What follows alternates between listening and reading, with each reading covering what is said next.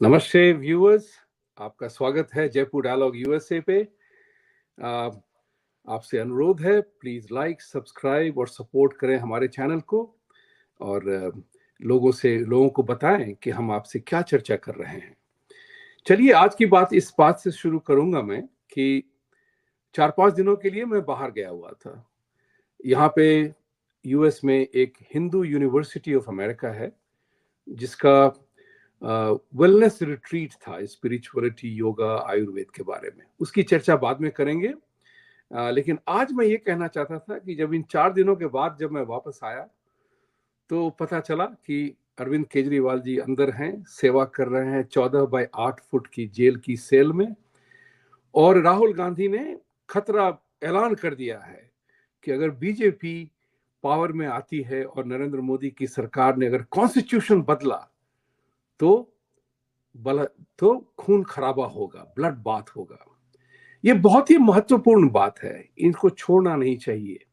क्योंकि ये दोनों ही जो लोग हैं ना, राहुल गांधी और अरविंद केजरीवाल, जिस तरह से खबरें बाहर आ रही हैं, जिस तरह से लोग अब पहचान रहे हैं, ये दोनों ही भारत के लिए बहुत ही खतरनाक टूल किट ऑपरेटर हैं। मेरी बात एक ये है कि 2014 के कैंपेन के समय ही यहाँ के आईटीवी शो में मैंने ऐलान किया था, मेरा विचार था कि अरविंद केजरीवाल महानौटंकी है। मैं रिकॉर्ड पे हूं ये कहते हुए। पहली बार किसी ने उसे नौटंकी कहा था, मैंने कहा था कि ये महानौटंकी है और इंसानियत के तौर पे ये धोखेबाज आदमी है। ये मैंने कहा था उस दिन। राहुल गांधी को हम सब जानते हैं। राहुल गांधी अरविंद केजरीवाल की तरह चालाक और चापलूस नहीं है, लेकिन वो पप्पू भी नहीं है। जिस तरह से उसकी बेवकूफियों में, एक मजाकिया में जो बेवकूफ सामने आता है, वो बात सच नहीं है। वो एक रोल पूरा खेल रहा है। राहुल गांधी भी रोल खेल रहा है। और ये दोनों ही जो इंसान हैं, ये टूल किट ऑपरेटर के बिल्कुल कंट्रोल में हैं। इनकी एक स्ट्रैटेजी है। ये भी हम सब जानते हैं आज कि अरविंद केजरीवाल जो हैं वो क्रिप्टो क्रिश्चियन हैं। राहुल गांधी का तो बोलिए ही मत। दोनों ही के साथ एक बात और भी है, दोनों ही रिलेटिवली यंग हैं। युवा नेता नहीं है, लेकिन रिलेटिवली यंग भी हैं। तो इनको जो है प्रॉप अप किया गया है, उनको उठा के सामने रखा गया है, भारतीयों के सामने। दोनों का एक नया सुर अरविंद केजरीवाल का, जो यू नो जो जो करप्शन के मामले में लेकर के कंधे पे चढ़ करके अन्ना हजारे को उल्लू बनाया, उसी तरह से राहुल गांधी अपने कांग्रेस कांग्रेस के पास्ट को लेकर के उन्होंने अपनी सारी हरकतें की हैं। तो इस चीज को हमें जानना पड़ेगा कि किस तरह से ये दोनों anti Hindu, communist, socialist, Islamist agenda को आगे बढ़ा रहे हैं। यही इनका सबसे बड़ा मुद्दा है। टूल किट जो है, भारत में हिंदुओं को का सर्वनाश करने का, ये दोनों लीडरशिप रोल में हैं। इनकी बातों में जो एक दूसरे को क्रिटिसाइज करते हैं, फंसिए मत। ये मिला जुला खेल है, good cop bad cop. Rahul Gandhi Congress party को जिस तरह से अरविंद केजरीवाल ने धज्जियां उड़ाई थी, जिस तरह से अरविंद केजरीवाल की धज्जियां उड़ाई थी कांग्रेस पार्टी ने, दोनों के बयान आपके सामने हैं। मैं उनकी चर्चा करने की जरूरत भी नहीं समझता। तो आप ये खेलिए, मिला जुला खेल था कि आप एक दूसरे को साथ गुड कॉप बैड कॉप जो अमेरिका में कहते हैं, उस तरह का खेल करेंगे। तो आप देखिए अरविंद केजरीवाल के साथ जो हो रहा है, जो भी हो रहा है, उसका कारण था। देखिए, एक बात सोचने वाली बात यह है कि उनकी गिरफ्तारी के पहले से ही इतना तो सिद्ध हो गया था कि बीजेपी मोदी जी के नेतृत्व में फिर से इलेक्शन जीतेंगे। 400 या 350 या 425, आई डोंट केयर, मुझे उससे कोई फर्क नहीं पड़ता है। एज ए स्पोर्ट्समैन मैं यही कहता हूं, एज ए स्पोर्ट्समैन मैंने यही देखा कि मेरे अपोनेंट को ट्रॉफी नहीं मिली, चाहे मैंने मैच एक विकेट से जीता, एक रन से जीता, या टॉस अप।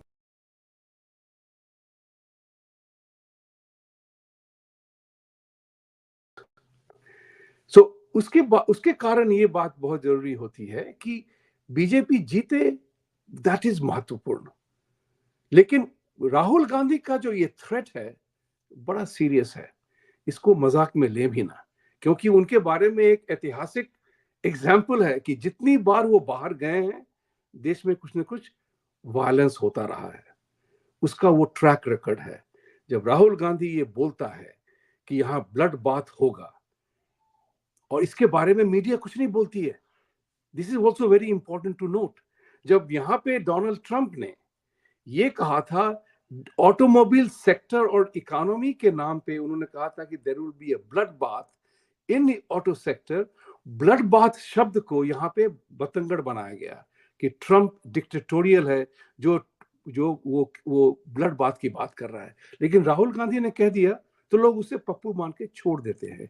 आप राहुल गांधी को केयरफुली देखिए, वो बड़ी ही बेवकूफी वाली बात जो कहता है, लोग उसे पप्पू कहते हैं, उसका अर्थ है that is what his purpose is. वो मजाकिया जोकर बन करके वो अंदर घुस रहा है, जो कि हम उसको अंडर एस्टिमेट करते रहे, लेकिन उसका खेल यही है। आज की तारीख में जब वो देख रहे हैं कि मोदी को वो हरा नहीं पाएंगे, तो वो भय, डर, भय, खतरा ये सब दिखाना चाहेंगे। ये टूल किट ऑपरेशन का मूल मुद्दा है। 2020 में मैंने इसी जयपुर डायलॉग पे संजय जी के साथ बात करते हुए कहा था, वो भी रिकॉर्ड पे है, कि 2024 का जो भारत का इलेक्शन होगा उसमें हिंदुओं को, भारतीयों को इस बात को सोच के आगे बढ़ना होगा कि टूल किट ऑपरेशन में violence will be the last tool to use. उसी का सिलसिला था। आप देखेंगे कि ये कितने सारे ही लोग जो थे, वॉशिंगटन पोस्ट, न्यूयॉर्क टाइम्स में जो लेखिका हैं भारत की तरफ से लिखती हैं, जो इस्लाम इज अंडर थ्रेट, आपने पढ़ा होगा, impending genocide of Muslims in India, ये भी सुना होगा, पढ़ा होगा आपने। एक नैरेटिव बिल्ड की जा रही थी, उसी नैरेटिव को राहुल गांधी और अरविंद केजरीवाल आगे पुश कर रहे हैं कि किसी न किसी तरह से भय का वातावरण बने, लोग डर के मारे कुछ न करें। ये बहुत बड़ी इंपॉर्टेंट सी चीज है। राहुल गांधी और अरविंद केजरीवाल एक ही हैं, चाहे तू जीते या मैं, दोनों ही इकट्ठे ही आपका और हमारा सर्वनाश करने के लिए सबसे आगे होंगे। और दोनों का आप देख लीजिए ना साहब, हाथ कंगन को आरसी क्या कहते हैं ना, तो अरविंद केजरीवाल ने देख लीजिए कि दिल्ली को किस तरह से खोखला कर दिया। आज जो मैं दिल्ली कई बार आया हूं, लोगों से, आम लोगों से जो मैं बातें करता हूं, मैं बातें करता हूं, बहुत बातें करता हूं, जानने के लिए कि हो क्या रहा है। एक भी बंदा, टैक्सी ड्राइवर से लेकर के चाय देने वाला, रेस्टोरेंट में, होटल में, जहां भी मैं रहा हूं, इसकी चर्चा की है, कोई भी अरविंद केजरीवाल से खुश नहीं है। और वो कहते हैं कि उनको वोट, उन्होंने सब कुछ फ्री करके वोट चुराया है, लोगों को उल्लू का पट्टा बनाया है। अब हम उस पर फंसने वाले नहीं हैं। ये बात, ये सारांश है लोगों को कहने का। लोगों ने बहुत ही क्लियरली इस बात को सामने किया भी था। ये बात सोचने वाली है, बहुत कहा भी था। मेरा ये तात्पर्य है ये कहने का कि अगर आप देखेंगे तो अरविंद केजरीवाल ने सबको धोखा दिया है। आपने खबर देखी होगी, उन्होंने किसी फाइल पे साइन नहीं किया था। लेफ्टिनेंट गवर्नर ने उनको आदेश दिया कि हमारे पास जो फाइलें आती है उस पर सिग्नेचर क्यों नहीं होता है। तो इसका बंदे का खेल वही था कि डेमोक्रेसी में एक चीज होती है ना, कि आपको दोषी तब तक साबित नहीं किया जा सकता जब तक कि आपके अगेंस्ट में प्रूफ ना मिले, कंक्लूसिव प्रूफ ना मिले। करेक्ट? यही एक मुद्दा है जिससे डेमोक्रेसी की फॉल्ट लाइन बन जाती है। उस फॉल्ट लाइन में हमारे पास, हमने तो कुछ किया ही नहीं। अमेरिका का वर्ड है डिनायबिलिटी। हमने कहा मुझे कुछ पता नहीं, मैं तो कुछ जानता ही नहीं उसके बारे में, उन लोगों ने साइन किया, मेरा तो कुछ भी नहीं।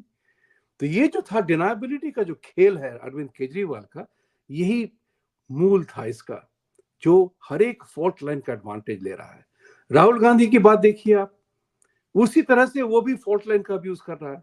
भारत जोड़ो यात्रा और आपके उसके कुकर्म जानते हैं आप, जब भी बाहर जाता है तब भी इंडिया में वायलेंस होती है। उनके लोगों को आप देखिए, हर एक जो हिंदू विरोधी लोग हैं, हर एक ग्रुप जो है भारत विरोधी, वो उनके साथ इनकी साठगांठ है। This is what is important. आज मैं इतनी ही बात कहूंगा, इसके में डीप भी जाएंगे, खास तौर से चर्चा करेंगे। लेकिन मेरा मुद्दा ये है कि हर एक जो जो इंसिडेंट्स आप देखते हैं, सुनते हैं, उसका इम्पैक्ट और इम्प्लीकेशन होता है, बहुत ही इंपॉर्टेंट है जानना, बिकॉज उसका क्या असर होगा ये हमें देखना पड़ेगा। लास्ट में एक बात कहूंगा कि लोग कहते हैं कि अमेरिका से लोगों ने बयान देना शुरू कर दिया, अमेरिका, इंग्लैंड, जर्मनी वगैरह से लोगों ने कहा कि Arvind Kejriwal is being arrested. आपने दूसरे चीफ मिनिस्टर्स को अरेस्ट किया गया, उनके ऊपर इतने सारे कार्यक्रम हुए, क्या आपने कभी उसकी डेमोक्रेसी को खतरे में बताया था क्या? मोदी जी कितने सारे सिट, एसआईटी, सुप्रीम कोर्ट, झूठा आरोप लगा के उनको फंसाने की कोशिश की थी कांग्रेस पार्टी ने। क्या किसी देश ने कहा था कि डेमोक्रेसी खतरे में है? इतने सारे चीफ मिनिस्टर डिसमिस किए गए कांग्रेस के जमाने में। स्टेट डिसमिसल हुआ था, क्या किसी किसी कंट्री ने कहा था? तो आज मैं ये कहता हूं, आप समझिए आपका दोस्त कौन और आपका दुश्मन कौन, टूल किट कहां से चल रहा है, इसको सीरियसली लीजिएगा। इसके बाद में बारे में चर्चा फिर बाद में भी और भी करेंगे, लेकिन ये सिलसिला अभी शुरू हुआ है और ये चलता रहेगा, क्योंकि उन्हें पता है कि हिंदू विरोध नहीं करेगा। लेकिन आज का हिंदू जागा हुआ हिंदू है, विरोध शुरू हो चुका है और ये विरोध हमें जीत लाएगा। इन्हीं शब्दों के साथ बहुत बहुत धन्यवाद। सत्यमेव जयते। और जो हमेशा कहता हूं, सत्य को जीतने के लिए आपको और हमें खड़ा होना पड़ेगा। नमस्कार।